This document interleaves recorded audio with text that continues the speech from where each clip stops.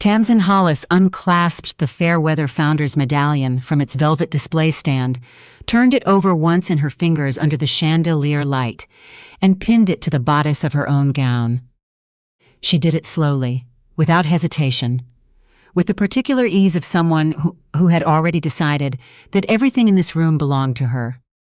Then she turned, found Adelaide across the marble floor of the pavilion atrium, and smiled, the kind of smile that was never meant to be warm. It was meant to land, and it did. "Don't look so surprised," Tamsin said, just loud enough to carry. "These things have a way of going to the person who actually earned them." The atrium went still. 240 guests in black tie on a Thursday evening in October, standing beneath a glass ceiling that let in the cold Toronto sky, and not one of them said a word. Adelaide Fairweather did not blink. She looked back at Tamsin the way she had always looked at problems that underestimated themselves, with a careful, almost curious patience. Not anger, not grief, something quieter than either. If this is your first time watching, welcome to Ivory Secrets. Please subscribe and follow this story all the way to the end. Drop your city in the comments. I want to know where you're watching from tonight. The invitation had arrived at Adelaide's apartment 6 weeks before the gala. It came in a heavy cream envelope embossed with the Fairweather and Associates crest, the stylized maple leaf, over 2 interlocking lines that she had designed herself 12 years ago on a Saturday afternoon while Spencer was at a client dinner. No personal note. Just the formal card for the Harrington Green Pavilion, grand opening, black tie, Thursday the 9th of October, Toronto. She had held it for a long time, standing in her kitchen in bare feet, letting her coffee go cold. Her assistant, Kira, had called 20 minutes later. "You don't have to go," Kira said immediately. "I designed that pavilion," Adelaide said. "I know. I chose the glass ceiling panels. I specified the Maple Grove arrangement in the east quadrant. I sourced the limestone from Queenston." A pause. "I drew every elevation by hand." "I know," Kira said again. "That's exactly why I thought you might want to hear that you don't have to." Adelaide set the invitation on the counter. "They'll expect me to stay home." There was a beat of silence. "Tamsin will be there, with him." "I know that." Another pause, longer this time. "Then I'll press your gray dress." Harrington Green was 14 acres of reclaimed industrial land in downtown Toronto, and it had taken Adelaide 4 years to design. 4 years of site surveys and soil studies and public consultations and 14 iterations of the master plan. And before any of that, 2 years of convincing the city planning committee that a landscape architect should be leading the project vision, not a developer. Spencer had done the contracts. He had sat across from city officials and used words like synergy and community-forward investment and legacy. He had shaken the right hands and attended the right events and signed documents with the gold pen that had been his father's. Adelaide had done the work.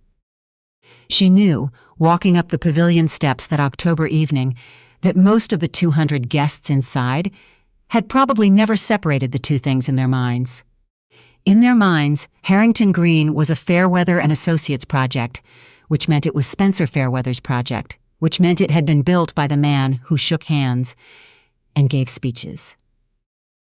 She had stopped expecting people to understand that the person who shakes the hand is rarely the one who built the thing being celebrated.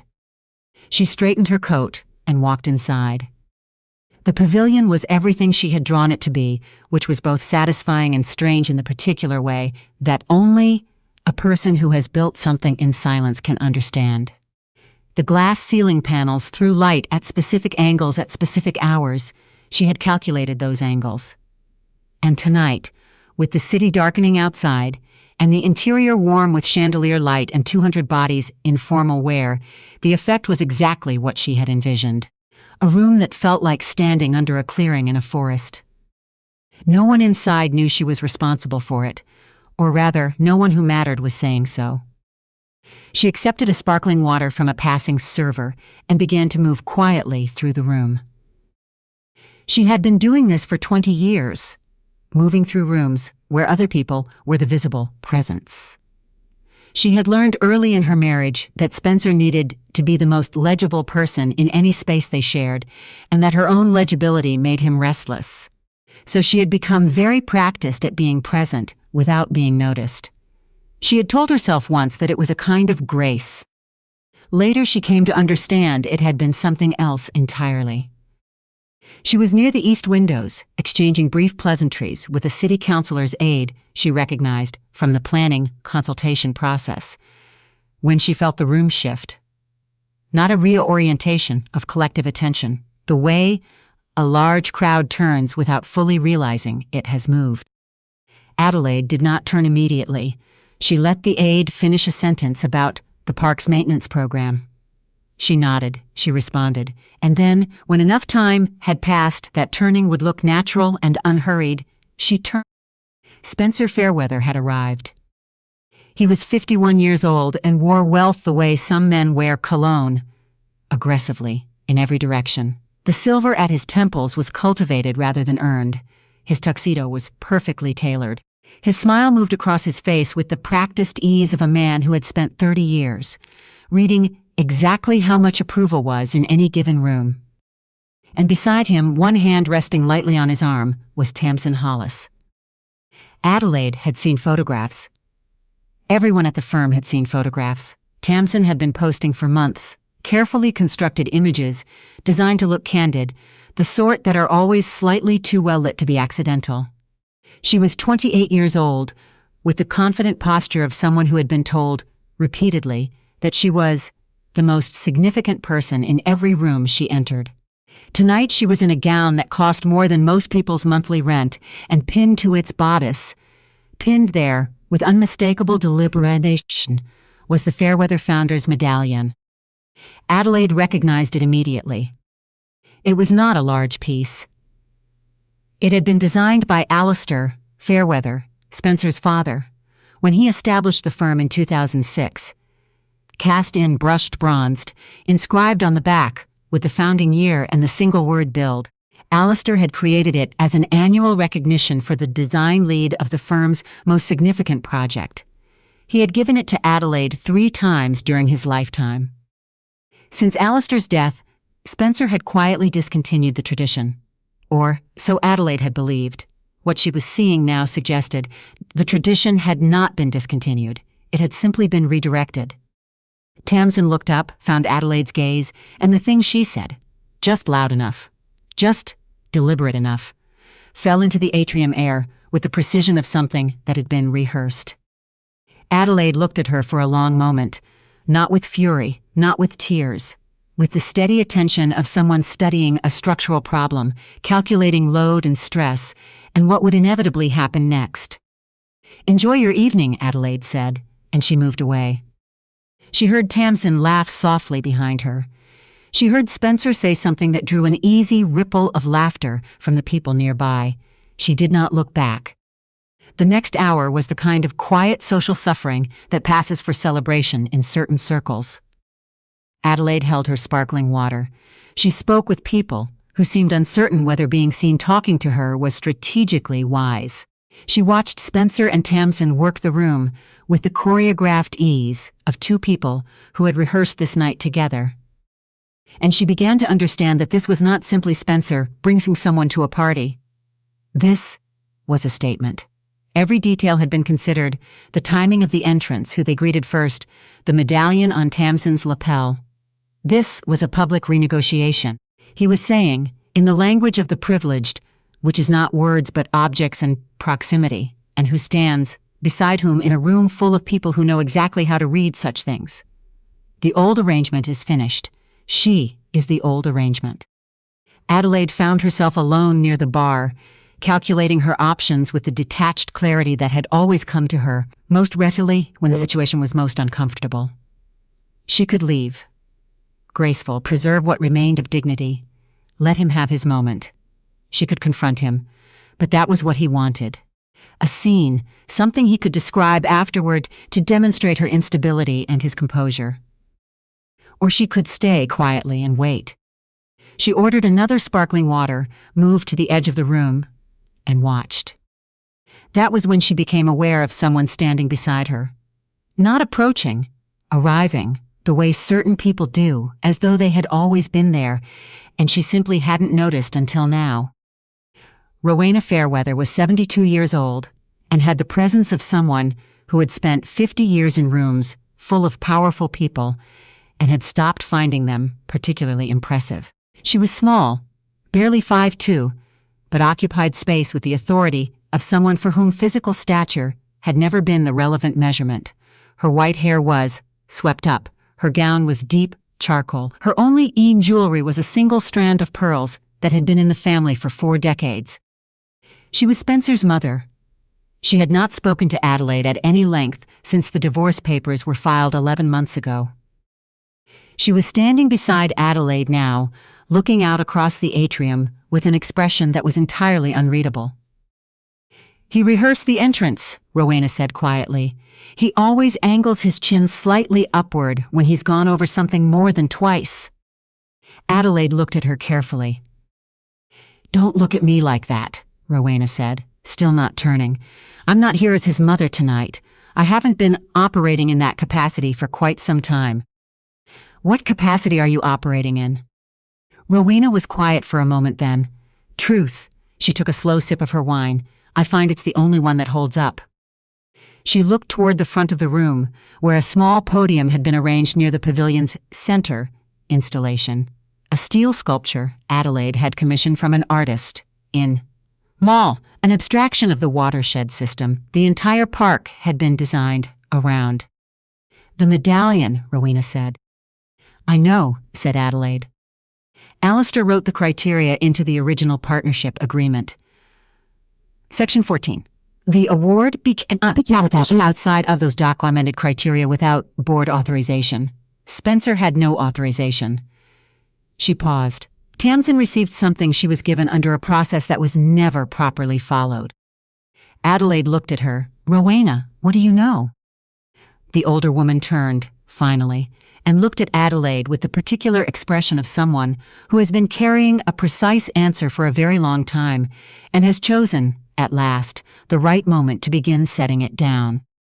"Considerably more than I've indicated to anyone," she said, "and the evening is not finished."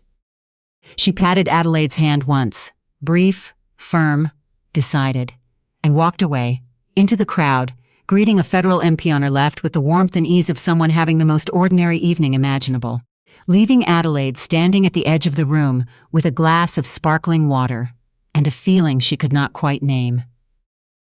Not hope exactly, something older than hope, something patient. Spencer took the podium at 20 minutes to 9.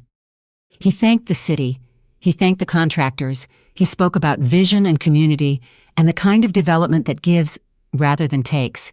He used the word legacy 4 times. He did not say Adelaide's name. He said our team twice. He said the Fairweather design approach has once. He gestured toward Tamsin and described her as representative of the new direction this firm is committed to. And then, in the room Adelaide had designed, with the acoustics precisely what she had specified, he said that Harrington Green was a project that honored the future of what this firm can be, not where we started. He did not look at Adelaide when he said it, but several people near her did. She saw a woman, 2 meters, to her left, press her lips together briefly. She heard a man behind her exhale through his nose. Adelaide stood very still and absorbed all of it. She thought about something her father had told her when she was 9 years old. A girl in her class had taken credit for a school project. Adelaide had done almost entirely on her own and stood at the front of the classroom, accepting the teacher's praise. Adelaide had come home wanting to say something, immediately, loudly.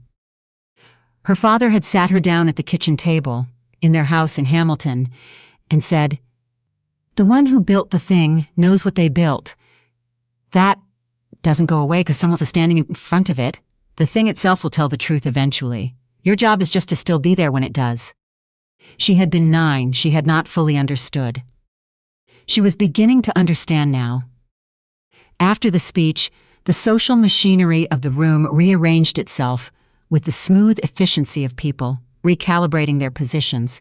People who had been warm with Adelaide all evening found other conversations, not rudely. This crowd was too polished for rudeness, but suddenly there were other corners of the atrium that required their attention. Adelaide walked to the east window and pressed one hand flat against the cold glass. Outside, the maple grove she had designed was dark in the October night. 7 varieties of native maple staggered to create natural sight lines from the pavilion toward the park's central meadow. She had stood on that ground before a single stone was laid and mapped the grove by hand. She had argued with the contractor about root ball depths in February, standing in mud in rubber boots until they got it right. She heard Tamsin's voice behind her. Honestly, I never quite understood why she showed up tonight. Light, performative, the voice of someone who knows they're being observed. There's something almost a bit sad about it, isn't there? Turning up to watch someone else's moment. Adelaide turned. Tamsin was speaking with a journalist she recognized, a woman who wrote about architecture, urban development for a national magazine. Tamsin saw Adelaide immediately and did not look even slightly startled. "Oh," she said in the tone of someone who is not sorry. "Were we too loud?" The journalist looked like she wished the limestone floor would open beneath her. Adelaide looked at Tamsin for a moment. Then she said quietly and precisely, "The medallion you're wearing, it was established by Adelaide Fairweather under documented criteria in the partnership agreement.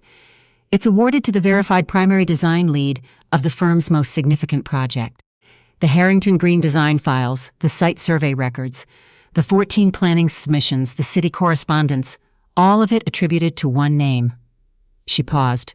"Do you know whose name that is?" Something moved across Tamsin's face, brief, controlled, but there. Then the easy smile came back wider than before. "Spencer runs this firm," Tamsin said smoothly. "He decides what gets recognized." "He decides quite a lot of things," Adelaide agreed pleasantly. "Whether he has the authority to decide them is a different question entirely." She walked away. She did not hear Tamsin's response. She had already stopped listening. She found Rowena in the north corridor, a narrow hall lined with site photography from Harrington Green's construction. Rowena was standing in front of a photograph taken the previous March, the ground still gray and frozen, the maple grove not yet planted. "He built nothing in this photograph," Rowena said without turning when she heard Adelaide's footsteps. A man appeared at the end of the corridor, late 40s, a tuxedo that was expensive but understated, dark eyes doing what Adelaide's eyes had been doing all evening, reading the room while appearing not to. His name was Kieran Walsh, and he was a corporate forensic auditor. He had, he said, been examining the firm's financial structure for 14 months, at the request of a specific client, whose name he did not need to say because Rowena was standing 3 feet away, and that answered the question entirely. He said only this: "The next 30 minutes will require you to be in the atrium. Whatever happens, stay in the room." Then he and Rowena moved in separate directions, and Adelaide stood in the north corridor, surrounded by photographs of a park she had built, feeling the particular groundedness of someone who has understood at last that the waiting is almost. 22 minutes later, Rowena Fairweather stepped to the podium. She did not tap the microphone. She did not call for attention. She simply stood there, and the room came to her, the way rooms always come to someone whose stillness carries more weight than other people's noise. "I want to thank everyone for being here tonight," she said. Her voice carried without effort. "Harrington Green is one of the finest things this firm has ever undertaken, and I believe strongly that the people responsible for it should be clearly known." Spencer was near the center of the room. Adelaide watched his face from across the atrium. He was smiling, the smile of a man who assumes that whatever his mother is about to do will be harmless. "The Fairweather Founders Medallion," Rowena said, "was established by my late husband Alistair in 2006. Its criteria are documented in the original partnership agreement, Section 14, subsection C. The medallion is awarded to the verified primary design lead of the firm's most significant project of the fiscal year, as determined by the official project documentation on file." The room's energy shifted. Adelaide felt it, a pressure drop, a collective reorientation. Tamsin's hand moved involuntarily toward the medallion at her lapel. The verified primary design lead for Harrington Green, Rowena continued. As recorded in 1,462 pages of project documentation, 7 planning board submissions, 4 city committee presentations, and the architectural IP registration filed in 2021 is Adelaide Fairweather. A murmur moved through the atrium like a current. Spencer's smile had gone completely still. Furthermore, Rowena said. And Adelaide watched Spencer absorb the word. Furthermore, the way a person absorbs a second blow when they were already off balance. The presentation of the medallion this evening was made without board authorization and without adherence to the documented criteria. The medallion will need to be returned. The room was absolutely quiet. Tamsin stood with the particular stillness of someone doing very rapid calculations. Then, in front of 240 people, she unclasped the Fairweather Founders medallion from her gown and handed it, without a word, to the firm's solicitor, Nolan Park, who had appeared at her elbow at precisely the right moment, holding a small velvet case. He had clearly brought it with him, which meant Rowena had planned for this, every detail of it. There is one further matter, Rowena said. The ownership structure of Fairweather and Associates. Many of you know this firm as Spencer's company. This is understandable, as Spencer has served as its public face for 18 years. However, she paused. The firm's shares are structured through a holding company arrangement established by Alistair at founding. 52% of Fairweather and Associates is held by Whitmore Design Limited, a private design holding company. Spencer said, "Mother." Rowena looked at him steadily.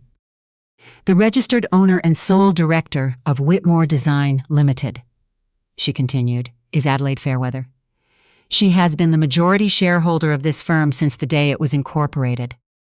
The room did not erupt. It did something more precise than that. It went through a specific kind of silence that happens when composed people have just received information that restructures everything they understood and are processing it faster than their social training can keep pace with. Kieran stepped forward with colleagues and document folders. The independent audit of the firm's executive accounts, he explained, conducted over 14 months, had identified a pattern of financial misconduct constituting a breach of fiduciary responsibility under the partnership agreement. An emergency board vote had been conducted by remote session at 3 o'clock that afternoon. The vote had been unanimous. Spencer Fairweather had been removed as CEO of Fairweather and Associates, effective immediately. Adelaide Fairweather, as majority shareholder, would oversee the transition. The atrium was beyond quiet. It was the silence of people who have just realized the ground they were standing on has always had a different owner than they believed. Spencer crossed the room. He stopped in front of Adelaide. For a long moment, they simply looked at each other. The particular intimacy of two people who had shared a home and a business and 18 years, and now standing on opposite sides of something that could not be unmade. How long, he said. Since 2006, since the founding documents. He stared. I built this company. I know every structure, every filing. You knew what you were shown, she said quietly. You saw what you expected to see. His jaw tightened. Why didn't you? All this time, why didn't you? Because for a long time I believed that what we were building together was more important than who held the paperwork, she said. Her voice was completely even. And then I watched you erase my name from everything I had built, one speech at a time, until the work was yours, and I was simply someone who used to be in the room. A pause. I don't believe that anymore. Something crossed his face that she had not seen in many years, something unguarded. I'm going to contest this, he said. I know you should. That's what the process is for. She met his eyes. But Spencer, the documents are real, the audit is real, the share structure is real. A beat. I am real. I have always been real. Tonight you simply finally had to look at me. He turned and walked away. She watched him go and felt unexpectedly, honestly, a brief and complicated sorrow. Not for the marriage, not for the betrayal. For the simpler thing beneath all of it. The two people they might have been in a different version of events. If he had ever once looked up from his own reflection long enough to actually see her. That grief lasted approximately 5 seconds. Then she put it somewhere quiet inside herself and turned back to the room. Kieran found her near the north corridor. He spoke quietly, close enough that only she could hear. The board vote stands. His accounts are frozen as of 3 this afternoon. He won't be able to move assets tonight. She nodded. Tamsin left, he added, about 4 minutes ago. Called her own car. Not one of Spencer's fleet. She stopped to speak briefly with the journalist on her way out. Adelaide processed this. She had watched the calculations happening across Tamsin's face all evening. The rapid, unsentimental reassessment of a person who had bet her position on a hand that had just been turned face up on the table. She thought about it with something that was not satisfaction and not contempt. Something more honest than either. The recognition of a person in survival mode, making the moves that survival requires. Leave her alone, Adelaide said. Kieran looked at her. She's gone. She has nothing that can touch us now, and going after her publicly would be small. Adelaide paused. We are not small. He studied her for a moment, then he nodded. Understood. Rowena appeared at Adelaide's side and took both of her hands in hers, a brief, firm, dry grip. Are you all right? She asked. Just those 3 words, but the weight beneath them, the years of quiet communication between who had understood each other in a household that hadn't always made room for understanding, tightened something in Adelaide's chest that she had not been prepared for. Ask me again in an hour, Adelaide said honestly. Something moved in Rowena's eyes. I should have done this sooner. Alistair wanted to tell you himself. He ran out of time, and I waited too long after. You did it, Adelaide said. That's what matters. He saw you, Rowena said quietly. From the very beginning, he saw exactly who you were. It's why he built it the way he did. He wanted the firm to belong to the person who was actually building it. She held Adelaide's gaze. He wanted you protected, even from the version of the future he hoped wouldn't come. Adelaide's throat did something she had not expected. She squeezed Rowena's hands once. The older woman nodded. The kind of nod that closes something and opens something else at the same time, and moved back into the room with the ease of someone for whom the extraordinary always manages to look entirely routine. The last guests left Harrington Green Pavilion at midnight. Adelaide stood at the entrance as the final cars pulled away down the park's main approach, and let the silence settle over the space the way it always settled after a crowd withdrew. Not emptiness, but the particular quality of a place returning to itself. Kieran stayed. Not because there was urgent business remaining. There wasn't, not tonight. But neither of them moved toward the door, and after Rowena had excused herself with the practical grace of a woman who understood when 2 people needed a room to themselves, a natural quiet settled between them. The quiet of 2 people who had spent 14 months working in careful parallel toward the same purpose, and were now, for the first time, in the same room without anything urgent between them. What do you actually want? Kieran said, after a while. Not the firm, not the legal outcome. For yourself after tonight. The question landed differently than she expected. Not intrusive, precise. Like it had been waiting for the right moment. Adelaide thought about it honestly. I want to run the firm the way Alistair intended, she said. I want to sit across from city planners and have them know. They're speaking to the person who actually made the decisions. She paused. I want to walk through that maple grove in the morning without feeling like a trespasser in my own work. She looked at him. And I want to be known, she said. Not for what I own or what I can do for someone's portfolio or project timeline. Just known, actually, by someone who bothered to look. She held his gaze. I spent 18 years with a person who never once looked. I don't intend to spend the next 18 alone. But I will not be known incorrectly again. Kieran was quiet for a moment.